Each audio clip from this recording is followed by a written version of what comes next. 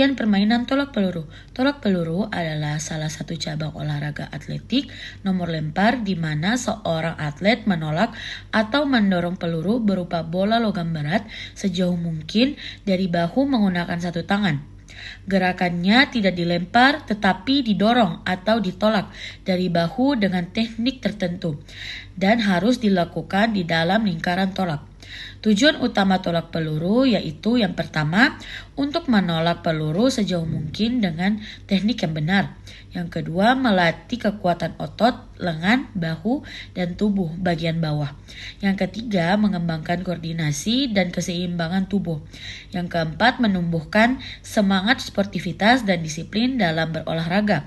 Dan yang terakhir itu yang kelima, meningkatkan prestasi olahraga khususnya dalam nomor lempar di atletik. Peraturan dan ketentuan permainan tolak peluru. Yang pertama, lapangan dan alat.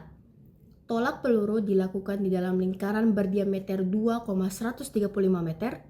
Peluru terbuat dari logam dengan berat berbeda, misalnya 7,26 kg untuk putra dan 4 kg untuk putri. 2. Cara melakukan tolak peluru. Peluru harus diletakkan di antara bahu dan dagu, tidak boleh dilempar atau dijatuhkan. Gerakan dimulai dari dalam lingkaran dan harus tetap berada di dalam lingkaran selama tolakan. Ketiga, sah dan tidak sah. Tolakan dinyatakan sah jika peluru mendarat di dalam sektor tolakan. Tidak sah jika atlet keluar lingkaran sebelum peluru mendarat atau peluru jatuh di luar sektor. Keempat atau yang terakhir, setiap peserta biasanya mendapatkan 3 kesempatan. Jarak terjauh dari tolakan sah yang diukur dari tepi dalam lingkaran ke titik jatuh peluru digunakan sebagai hasil akhir. Teknik dasar permainan tolak peluru. 1. Memegang peluru. Peluru diletakkan di telapak atas, ditopang dengan jari-jari bawah, ditahan dari samping dengan tangan rileks namun kuat. 2. Sikap awal. Badan menyamping ke arah tolakan, berat badan kaki kanan, peluru di bahu, dan tangan kiri untuk menjaga keseimbangan. 3. Menolak peluru. Badan diputar, dorong pinggul dan perut ke depan, lalu tolak kuat-kuat peluru dari bahu dengan gerakan pergelangan. 4. Akhir tolakan. Kaki kiri ke belakang untuk menjaga keseimbangan, badan dicondong ke depan, lalu pandangan ke arah tentang jatuhnya peluru. alat dan kelengkapan dalam olahraga tolak peluru. Yuk langsung aja kita jelasin satu persatu. Yang pertama ada peluru. Peluru adalah bola logam yang digunakan untuk ditolak. Beratnya berbeda-beda. Kalau untuk putra sekitar 7,26 kg dan untuk putri sekitar 4 kg. Nah, peluru ini ditolak bukan dilempar dari bahu menggunakan satu tangan. Lalu yang kedua ada lingkaran tolakan. Ini adalah tempat atlet berdiri saat menolak peluru. Lingkarannya berdiameter 2135 meter dan di depannya ada papan pembatas supaya atlet gak keluar lingkaran waktu menolak peluru. Yang ketiga ada sektor pendaratan. Setelah peluru ditolak, peluru akan jatuh ke sektor pendaratan, yaitu area berbentuk kipas dengan sudut 34,92 derajat. Disinilah hasil tolakan diukur. Yang keempat, ada sepatu atletik. Atlet tolak peluru memakai sepatu khusus yang solnya datar dan sedikit licin, supaya bisa meluncur atau berputar dengan mudah di dalam lingkaran. Yang kelima, ada pita ukur. Pita ukur digunakan untuk mengukur seberapa jauh peluru mendarat. Pengukurannya dari tepi dalam lingkaran sampai titik pertama peluru menyentuh tanah. Yang keenam, ada bendera penanda. Bendera ini digunakan oleh juri untuk memberi tanda kalau bendera putih.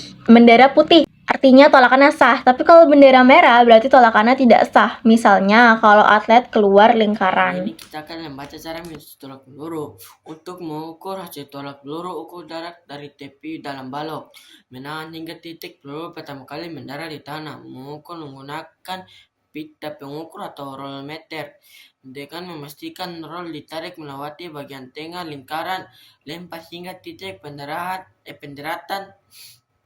Hasilnya dicatat dalam meter dan sentimeter, dan jarak terjauh berapa percobaan yang diizinkan akan menjadi nilai terakhir dalam atlet. Kesalahan dalam permainan tolak peluru. Yang pertama, kesalahan teknis. Kesalahan teknis dibagi menjadi beberapa bagian. Yang pertama, cara memegang peluru. Peluru diletakkan di pangkal jari, bukan di telapak tangan. Dan tidak boleh ada satu atau dua jari yang menyelip di bawahnya. Yang kedua, posisi siku. Siku lengan yang digunakan untuk menolak peluru tidak boleh terlalu rendah atau menyamping, dan ibu jari tidak boleh mengarah ke atas. Yang ketiga, posisi tubuh. Melempar dengan lengan saja dan posisi tubuh membungkuk merupakan kesalahan. Yang keempat, penggunaan lengan kosong. Menghempaskan lengan kosong atau yang tidak melempar ke belakang bisa menyebabkan kehilangan keseimbangan dan rotasi berlebihan. Yang kelima, gerakan akhir.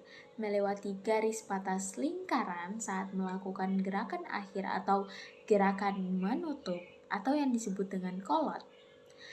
Selanjutnya itu kesalahan pelanggaran atau fault. Yang pertama, menginjak garis.